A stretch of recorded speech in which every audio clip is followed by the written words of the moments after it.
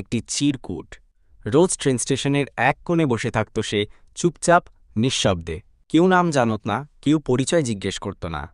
শুধু জানত, প্রতিদিন বিকেলে সে সেখানে এসে একটা ছোট কাগজ হাতে নিয়ে বসে থাকে।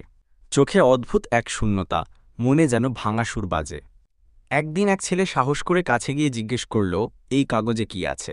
সে একটু হাসল, কাগজটা ছেলেটার হাতে দিল।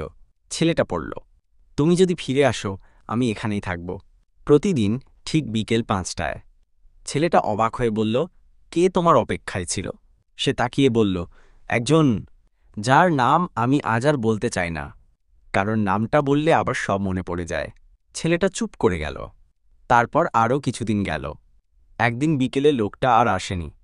ট্রেন স্টেশনের বেঞ্চে পড়েছিল শুধু সেই চিরকুটটা আর একজোড়া শুকনো ফুল।